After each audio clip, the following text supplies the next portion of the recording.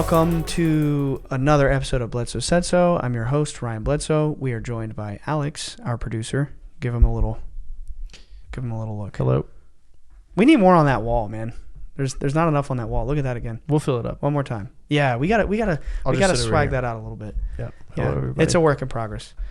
Welcome, everybody. I hope you enjoyed last week's episode where we talked about the initial encounter of my family, to include the Cape Fear River incident, or sometimes known back in the day as the Fayetteville incident. We talked about some of the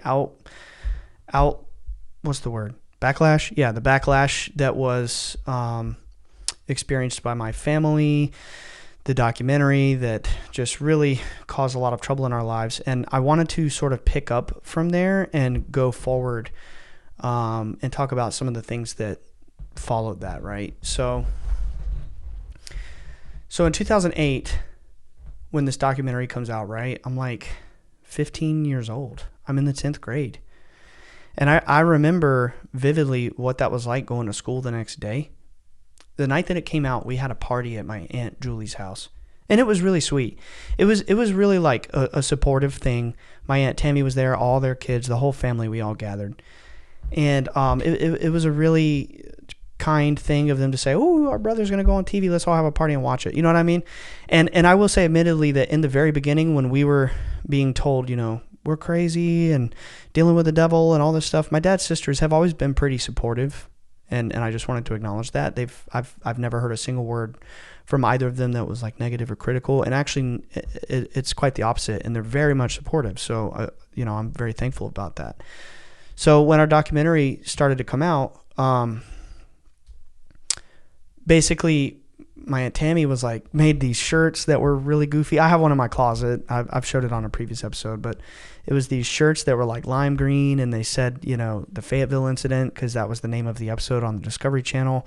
And she got us these little alien hats. I probably have one in there somewhere, and just a bunch of other little party favors, like little alien things. And it's a joke, like we never said it's aliens or anything, but it was just like kind of on the nose. We all got together to watch this documentary.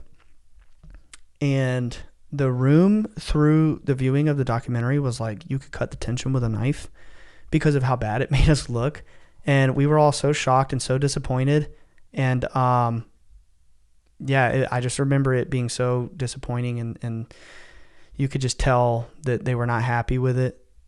Everybody in the room, and it was just a very surreal experience, right? Like you're like, woo. Do you remember in the Joker movie when he like fantasizes about seeing the character on the TV that he really likes, and then he meets him in real life, and it was obviously it's a rated R psycho thriller action movie, so he kills him. Obviously it's a fantastic version, but it was kind of like that where you were like, we're going to be on the Discovery Channel, and then it comes out and it was just like this major letdown, this major disappointment. It's ironic, right?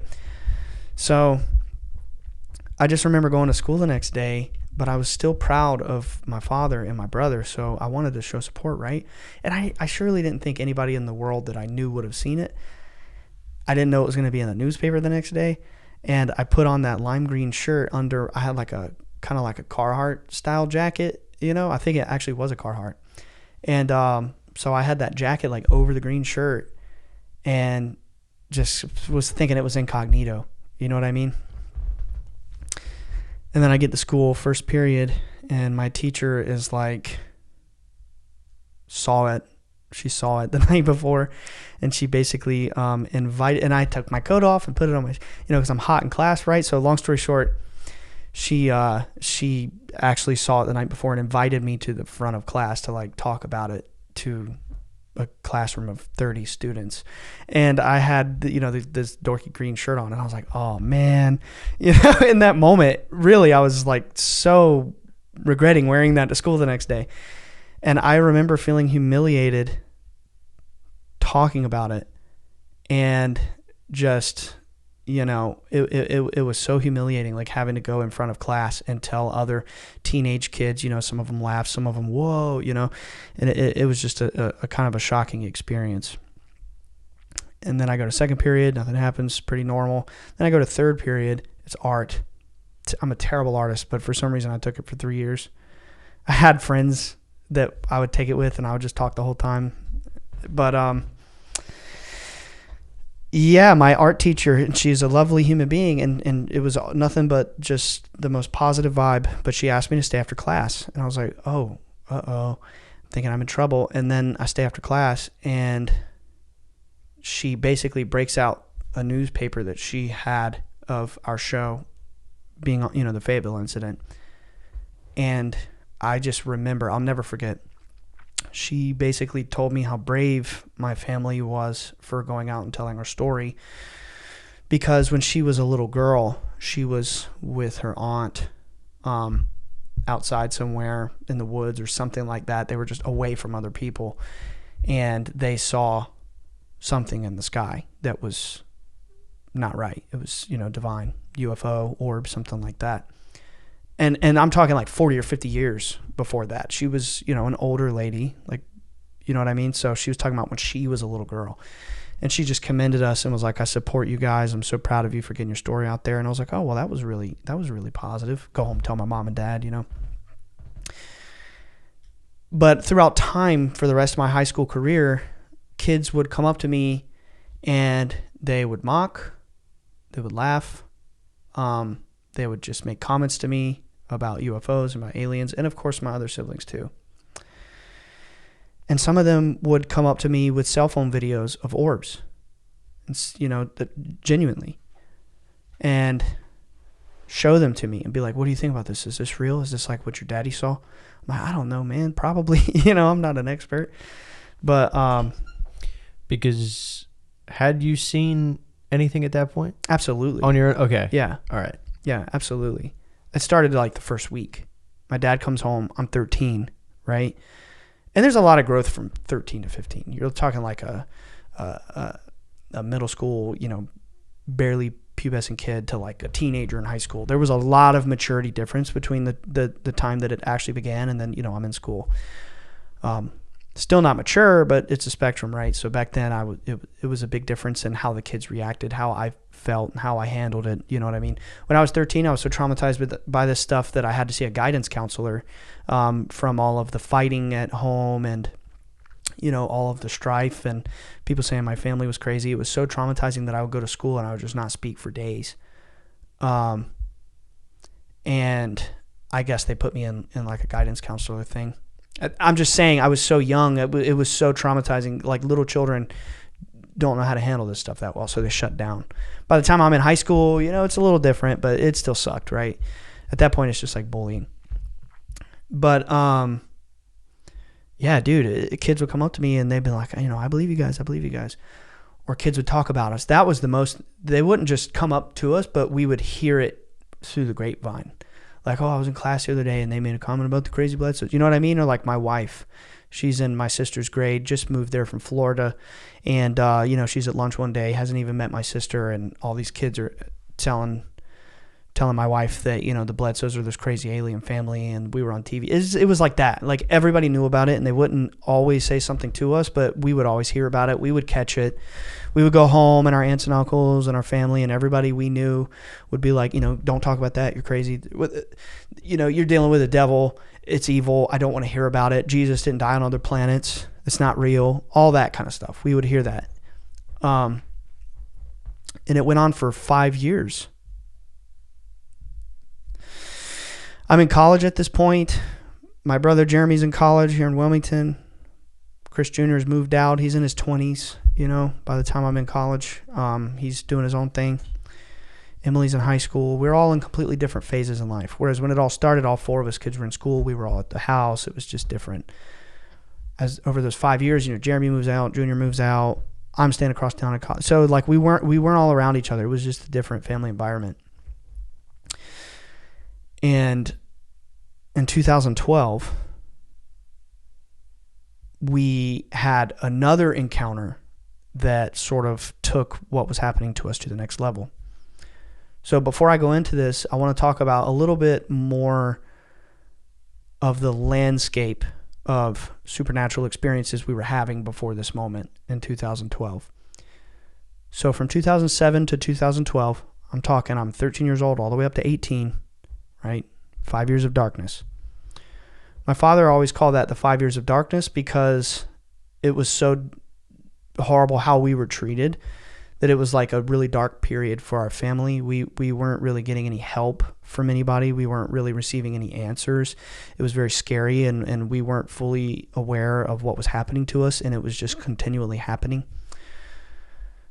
I talked earlier about when my dad was, in the orb and what the beings told him. He had the hypnotic regression. His memories came back, and then, going forward, all of his experiences have been conscious. Sure, he has had profound dreams. He has out-of-body experiences and all those kinds of different supernatural ESP type abilities, but for real, like when he would experience entities and orbs and things pertaining to that, it's not like it had to be hypnotic regressed ever again, but he experiences them consciously in real time, right? And actually more things began to happen in our house when his memories were unlocked after that first year. And his connection to the, you could say, the other world, the invisible world, the spirit world, whatever, it was profoundly increased after that hypnotic regression. And he had more of an understanding about what we were dealing with, because it was like a year and a half where you have to understand his perspective. He sees these beings, they give him a few messages, we're here to help you. They talk about like, don't harm life. It's all sacred. All that stuff I talked about in the previous episode, right?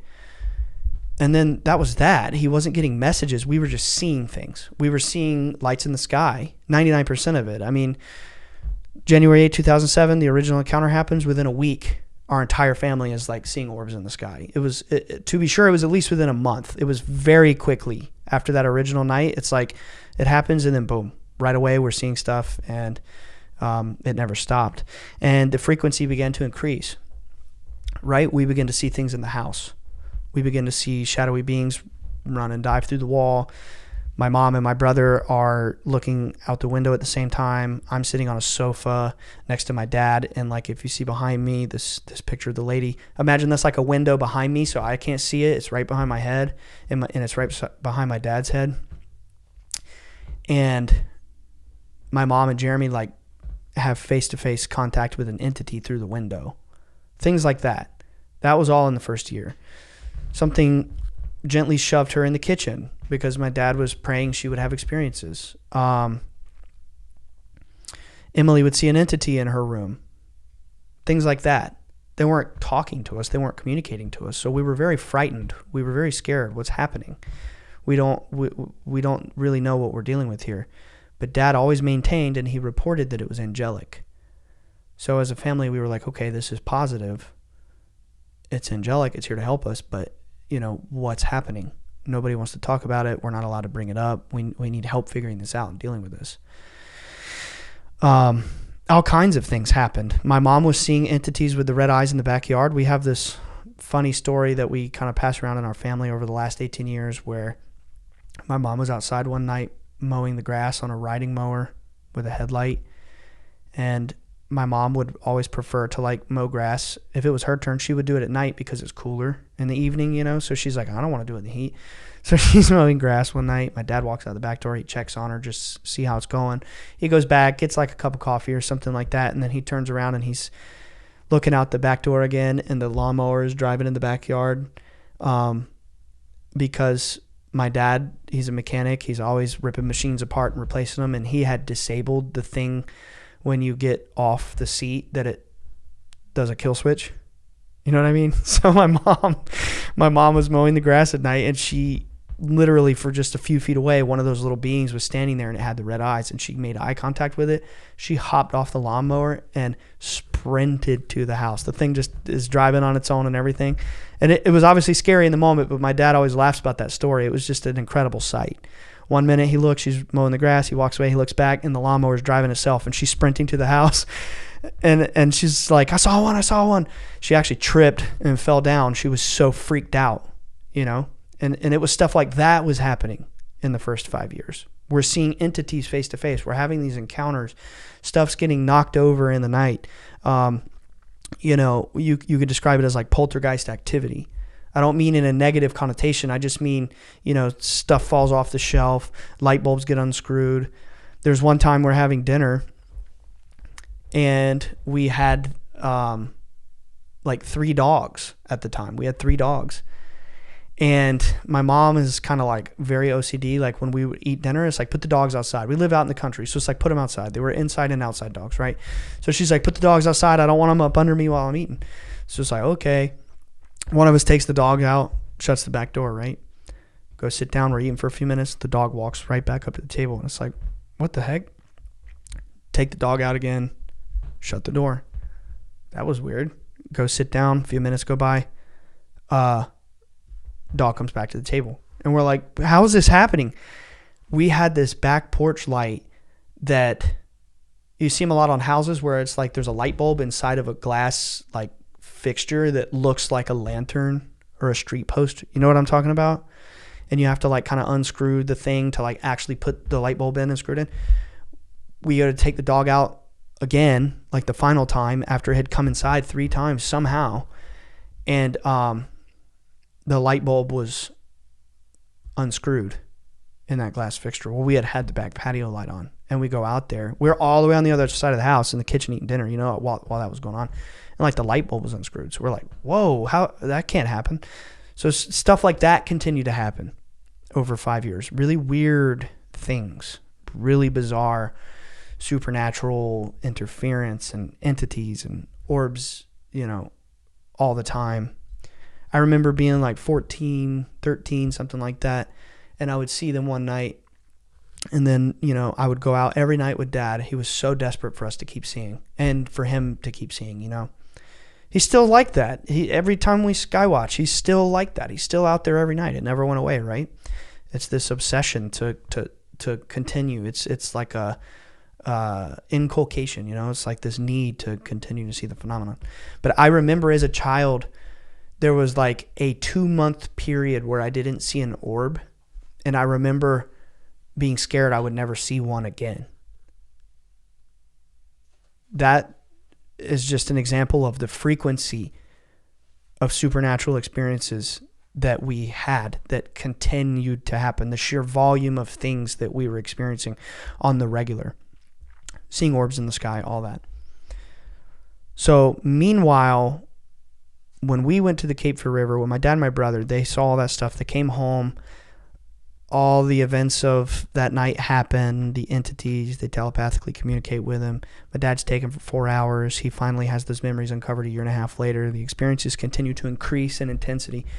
Everyone's shaming us, criticizing us, mocking us, reviling us. I was in the room when a pastor was trying to exorcise the devil out of my father with holy oil. In Protestant Christianity, you don't use holy water, you use oil. But it's the same thing, right? You pray over it, and it's this anointing oil. He was like, putting it on my dad, trying to be praying at him, and my dad's like obviously very upset. It was just stuff like that was happening. Around 2009, I'm still in the 10th grade at this point, but it's like... Actually, I might have been I think it was the summer between 10th and the 11th grade, if I remember correctly. I remember being home from school. I was in my pajamas, and I was playing Fallout 3 during the day. And I just remember it was like I wasn't in school for a while. I'm almost positive it was during summer. Doesn't really matter. It was a long time ago. But there was a ring at the door. I go and I open the door, and it's this really tall guy with white hair who tells me he's from NASA, and he has this lanyard on his neck with like this like a lapel thing, like a little laminate sleeve, so that you could print like a name tag and credentials. It's like, they wear them at TSA. They, you know what I'm saying? Like it's like so you can pass through facilities, like you can be identified. It wasn't just a name tag; it had all kinds of shit on it, like press corps with NASA and all this stuff, right? So I was like, oh wow, this is serious. And he's like, I drove 12 hours from Cape Canaveral. I was looking for the Bledsoe house. I was hoping to speak with Chris Bledsoe. Is this his house? I was like, yes, sir, it is. I go and I get my mom. Mom, somebody from NASA's here. She's like, oh, man, call your dad. And Dad gets there within the hour or so. And then for the rest of his life, Hal's life, From 2009 to 2019, when he unfortunately passed away, he stayed in our life. And that was our first overt interaction with someone from the government. I had already explained that when the documentary was being made, there were covert people in intelligence agencies. We didn't know that. That was told to us by these intelligence agencies many years later, right? They didn't come and they're like, I'm with the CIA. They're like, no, we're with MUFON. We're doing a Discovery Channel thing, and they were pumping us up like they were going to make us heroes who would be vindicated before the world and made to look like, we're helping bring truth to the world. And then they spun it and they framed us as liars, right? We later found out they were CIA. So 2009, when Hal comes, this was our first time that someone overtly came and they're like, hey, I'm from the U.S. government. We're here to talk to you. And he was really nice. He didn't have any threats or anything weird like that, but he was trying to debunk us, and that was covert. So he would like buddy us up, and his role, which he actually details in his own book. He worked in Project Blue Book in the 1960s. Was basically this program. It was like a joint operation with NASA and the Air Force to basically like debunk UFOs, get evidence of it, and or debunk it. It was like an actual government program. So throughout the 60s and onward, basically like when people would report having UFOs, the Blue Book people would come and they would like debunk it, right? So they have this whole protocol that he details in one of his own books. I can't remember which one, but he has like 15 books by the time he died. But I read it. He would give us every copy as presents. He would sign them. And he came to our house, dozens and dozens of times over the next 11 years he was in our life. And he even later told us this before he died. But even in his own book, he wrote about his protocol and he told us this. But he was sent by NASA basically to debunk our story. And over time, he realized he couldn't. And he fell in love with our family. And he realized we were legitimate and something was really happening. And, so for a long time we did feel like he was very helpful to our family. Like, wow, this was the first time we felt like someone was taking us seriously. He was really a nice guy. And I think it tugged on his heartstrings seeing after all he realized he couldn't debunk us. He saw how we were treated as a family and how wonderful of a family we are, and he wanted to help us. So he would just come and he would bring us presents and he would bring us gifts, and he was like really encouraging to us. And he drove all the way from Cape Canaveral just to go to Emily's college graduation. He would drive for Dad's birthday parties, sometimes like Thanksgiving. He would just spend holidays with us, and then he would just start bringing his wife, and they were really nice people. So anyway, that happened before 2012, right? So it was just a very confusing period of a lot going on. So we always call it the 5 years of darkness. So in 2012, I'm at the second semester of my freshman year of college. I'm 18 years old. And I'm on Easter break, right? So I'm saying these facts because it helps me like anchor myself to the events of the story, right? Just getting those little details. But I remember very soon after that, our semester was ending, and then it was like I was home for the summer, and then more things began to happen, and Dad and I went to conferences and then talked about the story, which I'm about to tell, and then it just ramped up from there. But anyway, so Easter of 2012, my sister, that Friday, Good Friday, my sister comes home from school and she's really upset because someone had been bullying her. I think she was a freshman in high school at this point. Someone had been bullying her about the alien thing. And my dad was very frustrated. He was just thinking to himself, I'm tired of this. I don't want my children to suffer from this anymore. They're not letting me photograph them. I've tried, hundreds of times, and it's true. When Dad would photograph orbs, it would destroy his cameras. It would like melt the software of it. He had to throw away like 2 cameras or SD cards, or it would fry the SD cards. Sometimes not the camera, but the card. But both have happened, right? So he tried and tried and tried to record them and photograph them. We would have groups come. sometimes small groups of people that reached out on Facebook or whatever. People would camp in our yard in tents because they saw it on TV and they wanted to come over. I mean, he would really just let anybody in the world. Okay, anybody who wrote, can I come? Yeah, sure. You know, it'd be a school night for us, and it's like, all right, we got to clean the house. We got company. It's like there's 20 people, and they're setting up tents in our yard. You know, it was like that for a while.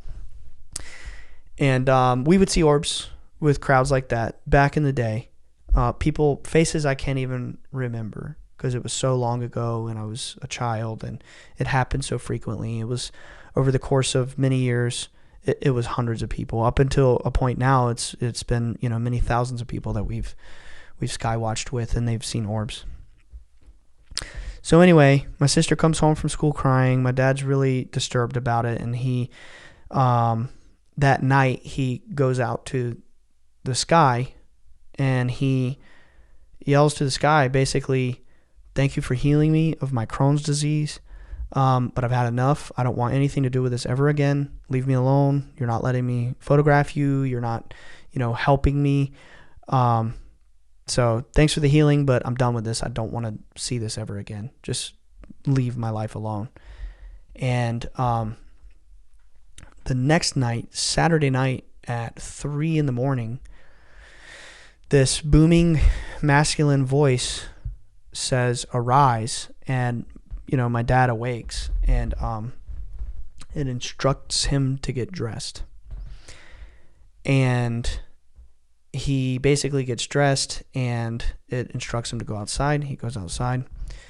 It instructs him to like walk out into the backyard, and then there's these beings there. There's these 3 beings. It's the same ones that were like on the craft, the orb, whatever you want to call it, the night of the Cape Fear River. The really tall, like 7 or 8 foot ones, you know. There's 3 of them. And he always told me that when he came face to face with them again, that it felt like brothers or like family. This very familiar feeling like they were brothers and like that they were, you know, part of a family unit together. He felt very comfortable. He wasn't like scared or anything like that anymore since the first encounter. And they're basically like, you know, follow us. And they hand him this thing that my father always describes as, it's like if you imagine a chihuahua. This is how he would tell me when I was younger. If you imagine, because we had chihuahuas. That was always a dog we had, so it was just an easy reference. But he was like, if you have a hairless chihuahua and it's like you remove the legs, the tail, the head, and you just have the little torso. There's no arms, no legs, no face, no tail. It's just like a little fleshy thing about that size and shape. And it has spikes all around it. And they're like, hold this. This is your burden. Don't lose this. And he's holding it, and it's like gnashing at him. It's pricking him. And he's like, ugh. You know, it's like, feels really weird, and it's kind of hurting him.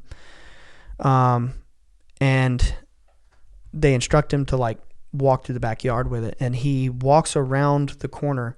I say corner because I described on the last episode that we had this 6-acre yard, right? And it was kind of like a U shape. And the long, like outside part of the U, if you imagine our yard, that was grass. And that was, you know, 2 houses, my grandma's and mine. And if you imagine the internal part of a U, like the strip that's kind of like rectangular, it was forest. It was really thick forest. And that separated the backyard of my house and my grandma and grandpa's house. So he walks out of our house, he kind of walks around the forest and then out behind my grandpa's house with this thing that's like gnashing at him. And he's like, ooh, it's like hurting him and it's kind of freaking him out. And he gets to the kennel of those hunting hounds. And he throws it in there and he shuts the gate. He turns around and he sees this bull, a really big bull. It's ethereal or ghost-like. It's non-corporeal. And it charges through him. He feels this powerful gust of wind in addition to the bull like running at him. The wind knocks him on his back, and the bull is like jumping over his head. And as he's looking up at it, he can see the stars inside of it. So was he seeing through it and seeing the stars in the night sky? Were there stars inside of this ghostly bull? He's not sure, but he knows that when he was looking at it, he could see all the stars. It was see-through, right? And he rolls over to kind of prop himself back up. So he's kind of on his hands and knees. And by the time he gets to that point and he looks up, there is a lady. She looks as if she's in about her 30s. She has blonde hair and blue eyes and a white gown from her neck all the way down to her feet, and she's barefoot. He said she's about 4 foot tall. She was short, but she was hovering 4 or 5 feet off the ground. So not even that high, really, 3 or 4 feet. Because by the time he's like on his hands and knees trying to prop himself up, her feet were at his face, and he's like looking up at her. Kind of like when you're being knighted, you know what I mean? And you're looking up and you're on your knee, and it was sort of like that kind of scene. Like he's looking up at her and she's floating above, his face. And she says, "You know why I'm here? I'm Hathor, but I go by many names across many cultures." And she said, Amun-Ra is the hidden one. And that this story is his burden. He has to keep this burden. He has to do his job of telling his story to the world. And there is a dark group in power who is controlling humanity, and they worship the dark force. And she said that this dark group is using biblical scripture, like the book of Revelation, to script end-time prophecy into our reality to force a cataclysm, or you could say the eschaton, right? The theological idea of like the end of the world. That's what this dark group is trying to do. But she said the apocalypse truly is not the end, but it's a new beginning, and it is to reveal that which is hidden, the hidden knowledge. And she said that she is the divine feminine, that she is the mother of all creation, and she is the secret missing part of the Holy Trinity. That it's not the Father, the Son, and the Holy Spirit, but it's the Father, the Son, and the Mother, and she is the Holy Spirit. She said she's the comforter, that she is the manifestation of love and the creator of the universe, that she's been she actually said she's been the manifestation of love since all of time and all of creation, like since before time and all of creation. Like she's always existed. She's eternal. And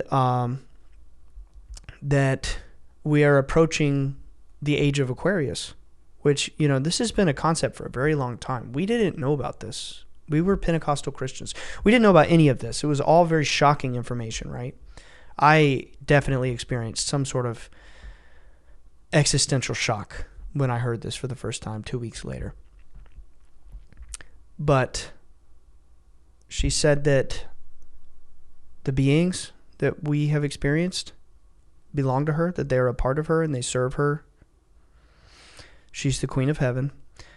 And she said really a lot of things. I mean, we have like an hour-long episode where I'm reading just part of the hypnotic regression. It's hard to take an hour of what she said and condense it into, a really quick little moment. But she said that the earth is a being that is like a very advanced form of consciousness. It's totally alive, and it's a system. It's like an enclosed system. And it's like a terrarium. And that these beings, like, are the guardians of this realm, and that it's a perilous journey, a perilous realm where the soul comes on a journey. And that when we die, we go into an orb and become as they are. We become like them, that we never truly die, and that we are always surrounded and supported by our loved ones, our family, our friends, angels. They're always around us, guiding us from the other side, that they never truly leave us. And that this world is perilous. It's suffering. And she said she weeps for the suffering of humanity. And she is here to comfort us. And, we can call on her and she helps us and blesses us. But that Dad has to go and tell his story of not only his experience with the other beings, but of her, because it will change the world. She said if he didn't tell his story, that he would be like Joel the Watchman. She gave him that image in his head of the biblical story of Joel the Watchman. If you know that story, he was supposed to, alert his people when enemies were coming to to kill them. And he didn't, and they were all killed. So he had blood on his hands. He was guilty because he didn't warn them, right? So she said, you'll be like Joel the Watchman if you don't tell your story. You'll be guilty and you'll have blood on your hands from all the lives and souls lost who didn't have, the opportunity to hear the truth. And she said that she would assist us in doing this and that she would always protect us and that she would bring people on our path to help us and that she would provide cameras and witnesses to help us get our story out to the world when the time was right. She said there's going to be an alignment. When the red star Regulus aligns with the gaze of the Sphinx just before dawn in the constellation Leo, that there would be a new knowledge. That it would be like the return of the knowledge of God. That we would basically evolve into the next level of consciousness, whatever that looks like. That it's the age of Aquarius, right? That we're going to shift into a completely new age. And the apocalypse doesn't mean the end. It's just to reveal that knowledge. It's not new knowledge, it's old knowledge, but to us it's new because we've forgotten the ways of old. And we could peel back the onion on Atlantis and what that is and what that's all about. That there were precursor forms of humankind that had a lot more advancements, you could say, in technology and consciousness and things like that. This isn't new. This is cyclical.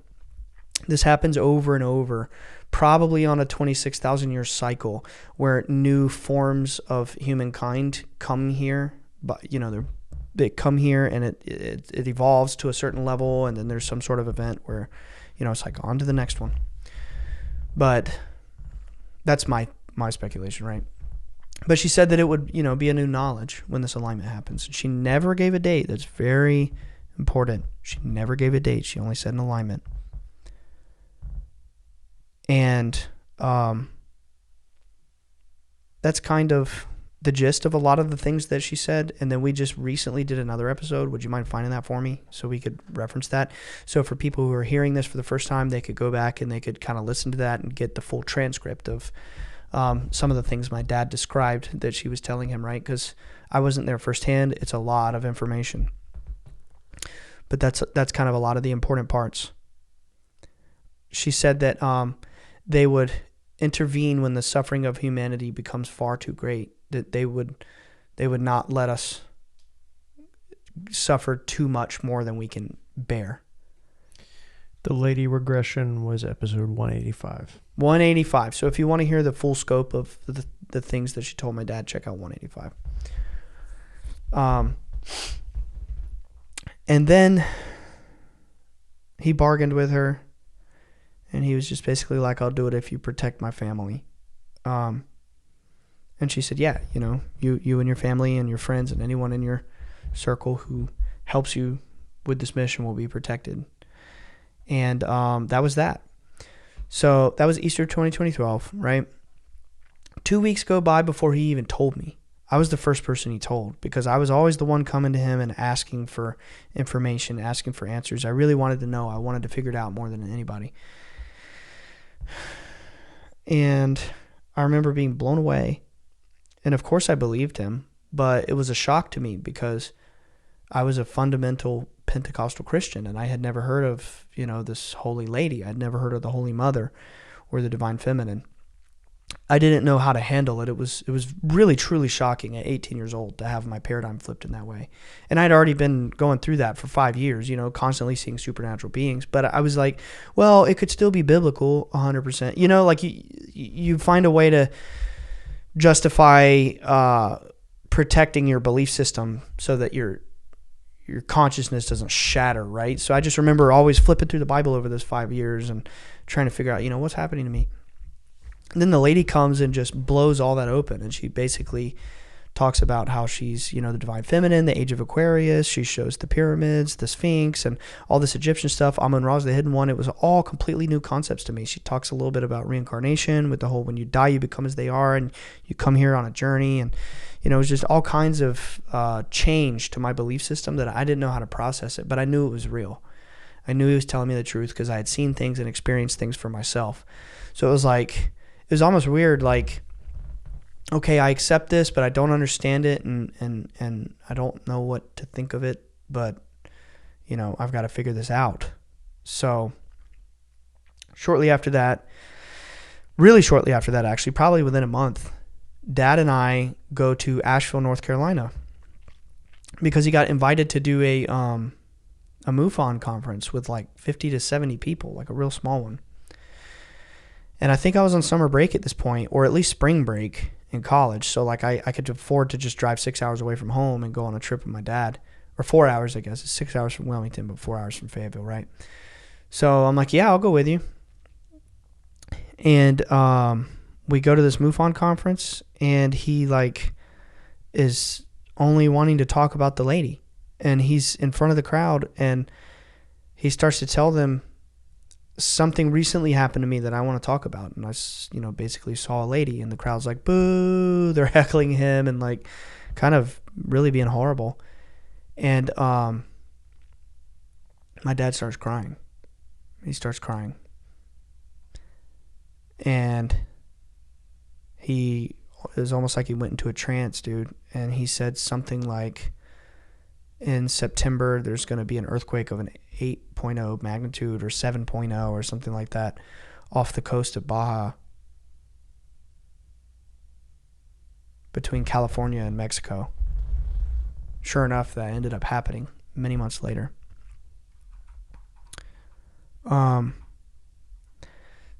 It just so happened that Dr. Diana Pasolka was at that conference, and she heard Dad talk about the lady. And actually, she told us this, and it just so happened that she arranged that conference and invited us there because she had been covertly studying us and wanted us to go so she could have an excuse to meet us. And we became fast friends, and she really helped us sort of unpack the lady from a Catholic perspective, which is very limited in scope. It's not the whole story. It's not complete. But there's a lot to learn there, right? When you understand how much they're into the lady and how they revere her. She was teaching us about like the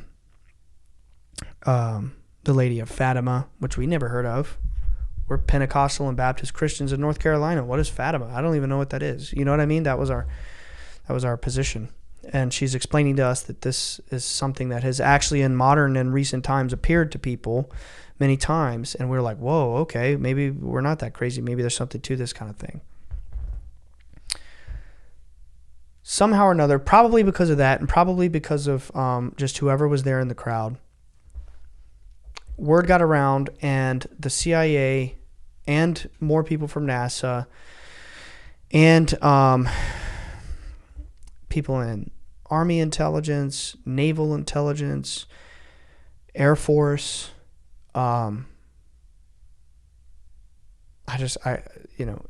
agency you can think of, NRO, which is like a joint operation between the CIA, the Air Force, and the Navy. It goes on and on. NSA, from that point forward, people from these agencies were starting to swarm us to get to the bottom of our story and find out what these beings want from us and what they're communicating to us. And a year later, 2013, my dad sees her again. But this time, he's somewhere in a desert, walking through the sand, and he sees her on a throne, and he sees the depiction of like how you see Hathor with the headdress, and it was like etched into this throne, and he's not sure if he was physically there or if it was some sort of dimensional thing where it's like I don't know how to describe it, but like it's just like all of a sudden he's there, you know what I mean? And she speaks to him, and it was just really crazy, Shortly after that, someone comes from the Department of Defense by the name of Timothy Taylor, and he's with the NRO. So that means he's with NASA, he's with the Air Force, he's with the CIA, he's with, he had these little badges for Area 51, and he basically tells us that he was sent by his superior to study our family so that he could have more of a religious and spiritual understanding of the phenomenon. And that they knew everything we were experiencing and talking about was true. And it was the real version of the UFO phenomenon. And the people in the government and in the military, they're not experiencing this thing. That's why they come to Chris Bledsoe. That's why these agencies swarm Chris Bledsoe, because they are not experiencing these things naturally. And when they do, they come to us and they, want answers on how to deal with it. That's how it's always been this whole time. But so they're trying to study, right? They're trying to find answers. That's why it's in their interest to, what's the next best thing? Well, basically mass surveil U.S. citizens through organizations like MUFON and collect all of the organic reports that are coming in from average everyday people who are saying they see something, and they're sifting through those and they're weeding out the real ones. Or, people that are online, they're posting it on social media, wherever. They're sifting through those, and they're really desperately trying to find and keep tabs on the real experiences of the phenomenon. There's Pentagon programs dedicated to this, right? And they swarmed us. And Tim Taylor was basically, we know that the lady is very real, that she's a sacred being that has been revered for millennia, and that even in intelligence community like NASA or NRO, even in those circles, she's revered, and that it's a heavily protected secret. And he showed us an NRO patch with this mystical lady with a trident and a flame in her hand, like she's a goddess, and he was explaining that she's the goddess. And they wanted to know what she wants for humanity. And my dad actually had to write down his messages from her, type them up. And he gave them to Tim, and he took them to the Pentagon. And then he took them to Camp David, and he briefed President Barack Obama at the time. This was 2013. He briefed President Barack Obama on our family and what the message was from the lady, and he sent us a seal in the mail, a stamp, the presidential seal from President Barack Obama.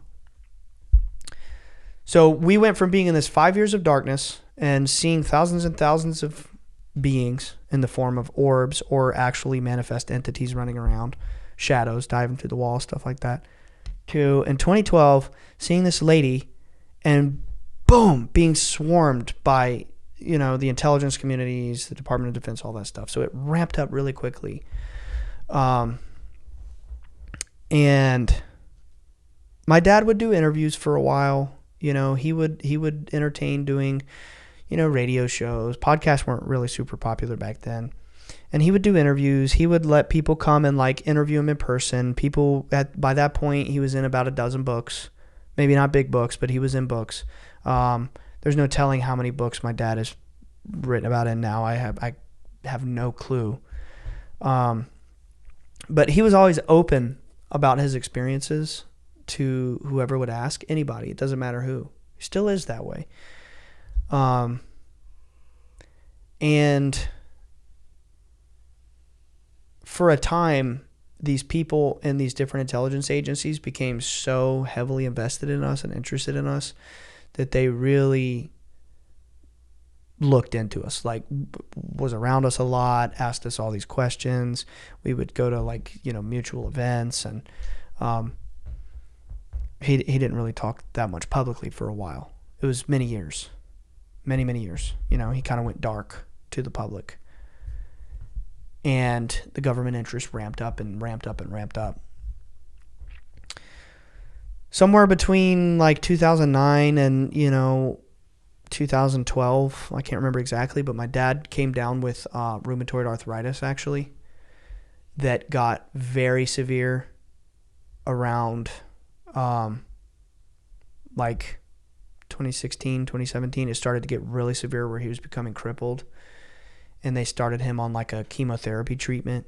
It was a pill that he had to take, and all these, he had injections, he had steroids, he had chemotherapy. It was really bad. This is before you knew him, right? And he was crippled. Got so bad where he had to walk with a cane. He couldn't button his pants. He couldn't tie his shoes. I mean, he was really frail. osteoarthritis, like he could sit down and fracture his spine kind of thing. And we were all worried. He was like, I'm not going to be here much longer. I'm not going to make it another 10 years. We're like, don't talk like that. Like, he was really sick. By 2019, he was extremely sick. He was at that point that I was just describing, where he was just like feeling like he wasn't going to live much longer. He was starting to talk about writing a will, and we're like, Dad, don't talk like that. We don't like that. And he was just really not speaking publicly much at all. He had too much sickness to deal with. And Easter of 2019, from 2012 to 2019, every Easter my dad would have some profound orb experience, right? Easter of 2019, he's kind of disappointed because nothing shows. It's really cloudy and rainy and nasty. So he doesn't really have the opportunity to go outside Sunday night. So instead he goes out Monday night. He's like, well, maybe it'll happen tonight, right?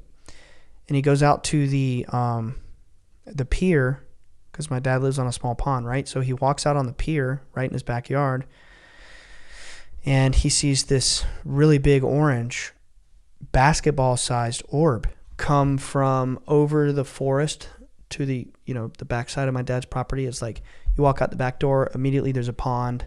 It's maybe like 50 yards across. It's not very big. And then there's forest on the other side, right? So over that forest, this big basketball-sized orange orb appears right over the trees, and it slowly hovers down in front of the tree. It's very slow. It's not like up in the sky, a quick blink. It's like very close, right?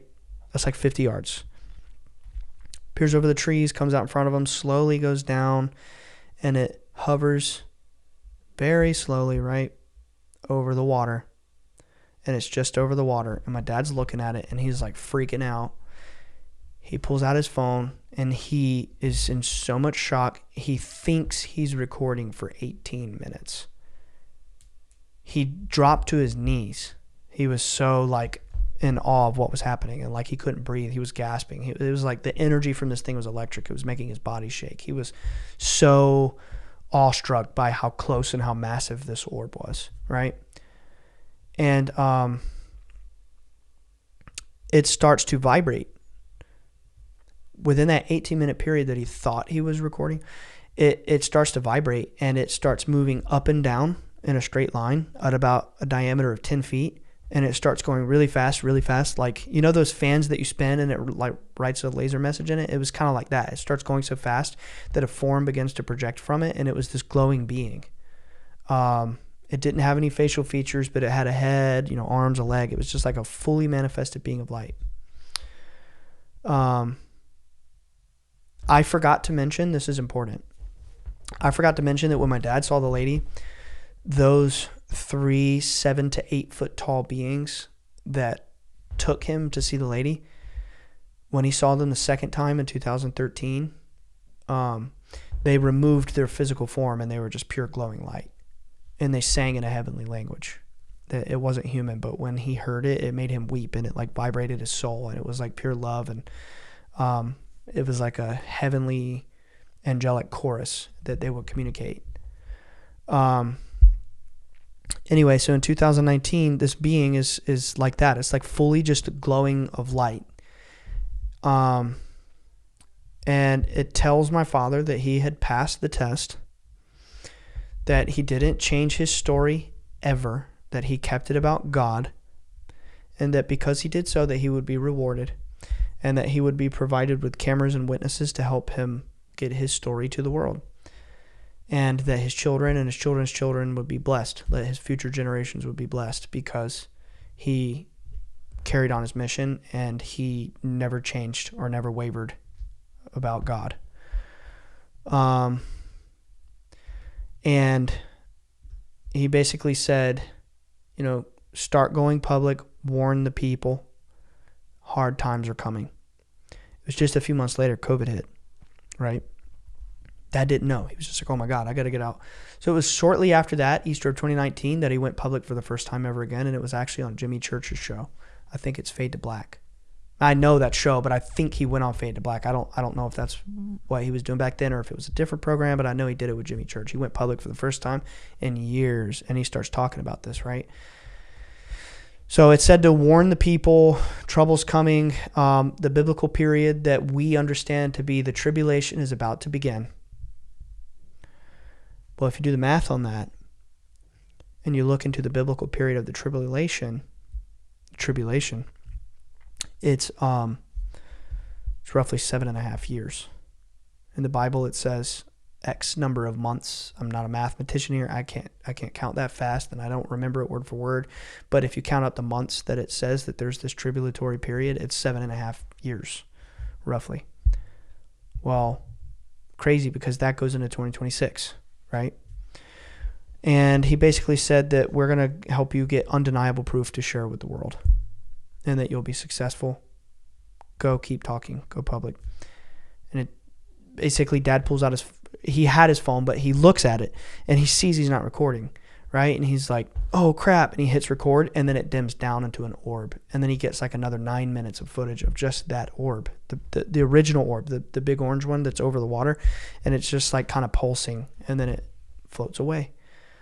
So he was in so much shock. He thought he was recording it, but you know what I'm saying? You've been there. You see a streak in the sky, and you're like, you couldn't record it in time because you're so dumbstruck by what you just saw. It was like that for 18 minutes. And then he notices, oh man, I'm not recording. And he actually hits the button, and then it dims down to a normal orb. The next day, he told me about it right away. He was like, the next weekend. I was home the next weekend. And he tells me about it. He's like, I had the craziest experience last weekend of Easter. I'm just still processing it. I haven't talked about it with anybody. I'm like, what happened, Dad? He tells me all that. And the being, and, warn the people, trouble's coming. The tribulation's about to begin. He passed the test, that he kept it about God. And I said, well, Dad, what was his name? Did you get an impression? And he was like, I think it was Michael. I'm not sure, but that's the feeling that I get. Well, now he thinks it was an aspect of the lady. When you really understand the orbs, they're all just fractals of God. You could in some way think about it as a holographic projection of God, but not in a technology way, but in the scientific way that a small piece of this data contains the information of the whole. They're all fractals of God, these beings, these higher order beings. And really, we all are too, right? It's just orders of emanation throughout dimensions. But, so that was just to summarize, we had the initial encounter in 2007, right? Documentary, all that stuff. Talked about it in the last episode, in the beginning of this one. Then we had the lady, the 5 years leading up to the lady.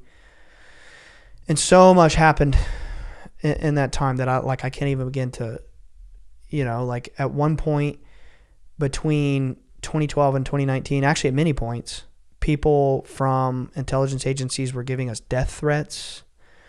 We're trying to lock us into bad movie deals to change our story, to make it about reptilians and really dark bullcrap. Trying to convince Dad, all people from intelligence communities, by the way, they were trying to convince Dad to, feel like a fool because he's religious and he's a Jesus freak and he's talking about God, and it's really about reptilians and it's really about this dark UFO agenda. They did all they could. Not all, but a lot of them, most of them really, to try to convince Dad that, it was this dark agenda, and he never wavered. He would get frustrated, be like, you're not going to tell me what I experienced, kind of thing. He would never back down, and he never wavered, and he kept it about God. And I'm just making that connection now. I never really thought about it, because when things are happening in real time, you're not connecting all the pieces. You know what I mean? It's like you kind of see it as you're looking back, but all of that was going on just before 2019. And then boom, the being appears and it says, you passed the test. Well, I guess we were being tested by dark forces for many years to change our story to be about the alien lie. Forgot to mention, by the way, forgive me, it's a lot to talk about 18 years of a story in a linear order and have every detail just on deck. I'm recounting different areas of my life simultaneously. Another one of the things that the lady said that was extremely important, if not one of the most important bits of information, was that the dark forces, not only are they trying to script the book of Revelations to force a cataclysm, but they're also going to commit a great deception on the people to try to make this happen.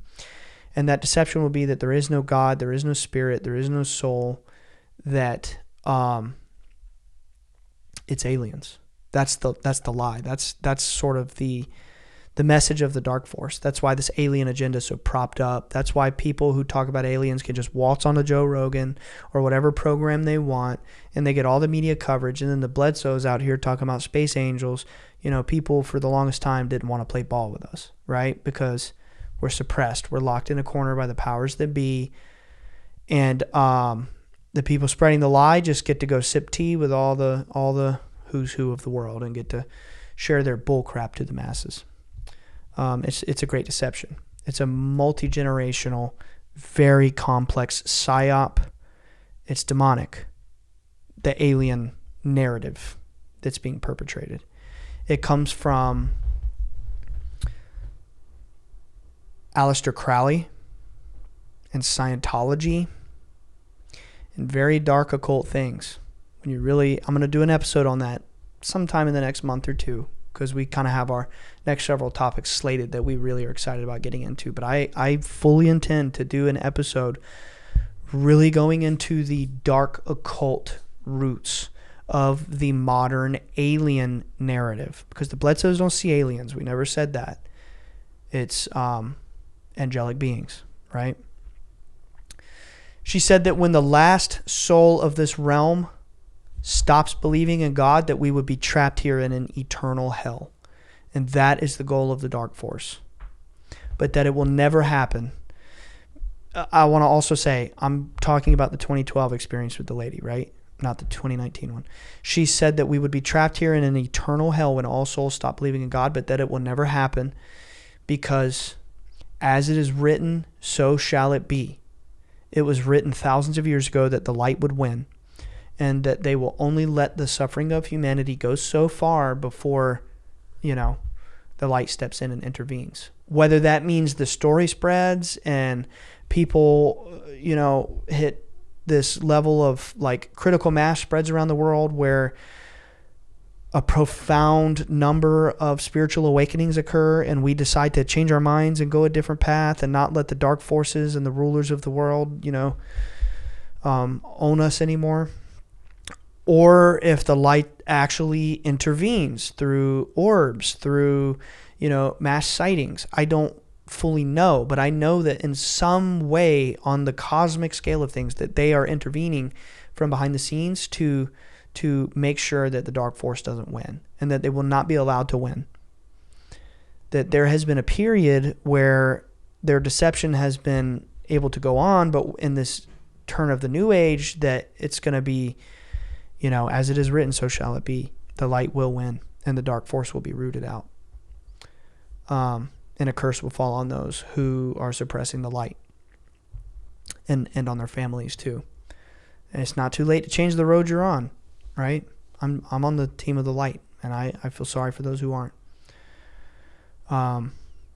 It's a game you can't win. You can't beat the light. But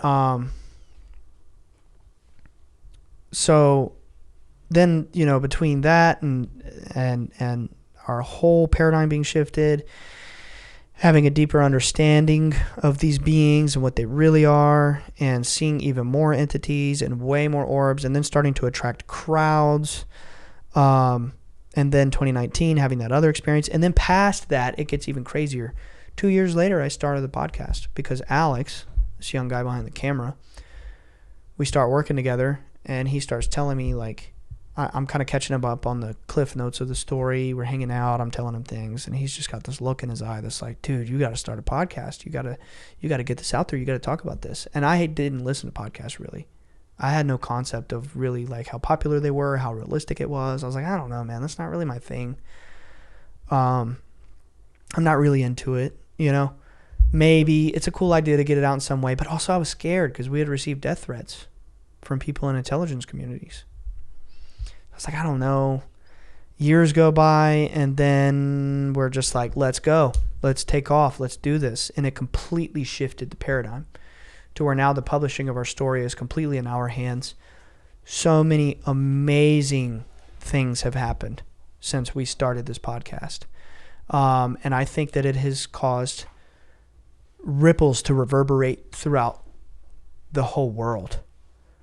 people in the highest levels of Hollywood, people in the highest levels in the government, the Department of Defense, other intelligence agencies, artists, people in Lockheed Martin, NASA, the CIA, every area of the freaking planet that you could think of, the music industry, the metal industry, which is I love, so that's a big deal to me. Voice actors for video games, anime. Shout out Mela, she just left my house today. Every like little avenue or subculture or achievable credential in this world that you can think of, someone from that realm has heard this podcast. It has reached very far places across this earth. And I don't mean to millions of people, but I mean there's a level of intensity of people that are paying attention to this story and know what's what. Does that make sense? It does? They can't see you shake your head. You want to show them you shaking your head or say yes? Yes. Okay, cool. That does make sense. It's gotten everywhere, right? Shortly after that, Dad put out his book, which had huge waves. And now we're at the point where just a few days ago, Alex and I were out on the beach with 400 people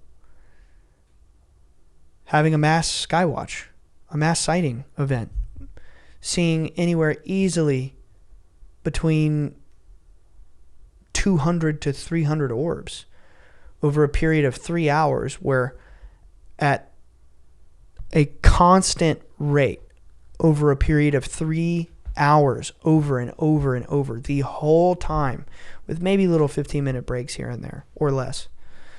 3 to 5 orbs in the sky at the same time. Easily 200 to 300. That's insane. That's incredible. That's a miracle, really, that things like that happen. And you're seeing in real time what the beings told us would happen. And in episode 0 or 1, I don't know, I haven't listened to them in about 4 years. But in episode 0 or episode 1, I'm pretty sure it was 0, I verbatim say that this is a meta documentary project and we are documenting the awakening of the world. And I can't deny that something crazy is happening. So anyway, I hope you guys enjoyed our story. There's a lot more to it than that. It's really hard to condense into a short period of time. I mean, it's the last 18, almost 19 years of my life. So, you know, it's easy to, you know, let a lot of the details not really shine through, just because, you know, in an hour I can't tell you 19 years, right? So I tried to sort of hit a lot of the points that were really important to me, and it would take me another 19 years to tell you every other thing, right? So I hope you guys enjoyed this one. I hope you enjoyed the little series we just did. I really wanted to just sort of talk about, you know, what actually happened to us and why we're doing this. We've not really addressed that in a linear fashion on our story. We didn't come out the gate swinging and tell our story. I was just like, look, if they're tuning into our show, they're probably already going to know it. We'll just move past that, and someday in the future, I want to tell it. Well, today is that day, so thank you for listening. Also, if you want to support the show, check out our website, bledsoesaidso.com. That's where you can find our merch, all of our links to social media sites, our YouTube, Spotify, Apple, our Patreon, and our bios, things like that. So check out bledsoesaidso.com, and it basically can direct you to everything Bledsoe Said So. Check out our Patreon, which is patreon.com/bledsoesaidso, if you want to directly support the show. It's not easy for us to ask for financial contributions, but the reality is we're on a mission to awaken as many people as possible. And you know, this really is a labor of love. It's not only fun for us, but it is a very serious mission that Alex and I really put a lot of heart into, to try to reach people and to try to touch people's lives with information that is profound and in my opinion, truly life-changing. So if you want to support the show, we would be very grateful, and it helps us to continue to do this. So check out our Patreon. We have a couple tiers on there, and they have different packages on how you can be a part of the show. So at the $5 tier, you can join our private mothership Discord community for $5 a month, right? And there's like 800 awesome people in there. There's events being hosted by our mod team, where they have chats and hangouts every week. And once a month, Alex and I hop in and do chats, and we're also interacting in there. There's like literally 800 people in there just vibing and hanging out, and they're talking about like-minded things, like their experiences with the supernatural, out-of-body experiences, favorite anime, everything under the sun. It's just a really amazing like-minded community of people, and we never had any clue that it would turn into what it is today. We just were like, yeah, it'd be cool to have a Discord, and it's just blown up, and it's turned into this amazing thing. You also have access to another show that we do called Full Disclosure, that's hosted by me, and it's a video diary put out once weekly, where I just talk about my innermost thoughts and feelings, what's in my head that week, and really go deep on things in a way that is not necessarily fitting the format of having topics on a main show, right? So it's very cathartic for me, and it's an outlet to go deep on basically whatever I want, right? For better or for worse. If I'm happy or sad, whatever. You get it exactly as it comes that week. And you get the show 2 days early at that $5 tier. And then check out our Instagram if you want to stay current with everything that we're doing. So we put out our posts, our clips of the show. We, put our event schedules on there. So if we have upcoming events, people are always like, when is your next Skywatch? When is your next Skywatch? Check our Instagram. Anything that we're ever doing as a team, it's always on our Instagram. I don't have an Instagram. Sorry. It's on our Instagram. For now, it's what works for us, and it's what we're doing, and we post our things on Instagram. So if you really want to know, if you really want to be there at the Skywatches, follow Bledsoe Said So on Instagram. Or if we're doing festivals, or if we're doing appearances, or if we're doing conferences or anything like that, it's all on our Instagram at Bledsoe Said So. And Alex, do you have any thoughts before we close out? Nope, I'm good. Good job. Did I miss anything? Don't think so. Thank you. Good job to you too. We love you guys. I hope you've enjoyed this. And I'm just excited for the future of the show. It feels like a renewal. I can't speak for you, Alex, but I think you would agree. Do you want to comment on how you feel about that? I feel like I have to beg you for your attention. No, I'd agree. I just don't, I don't have anything more to add, and I completely agree with what you're saying, and I'll let you speak for me in this instance. All right, I'll speak for you then.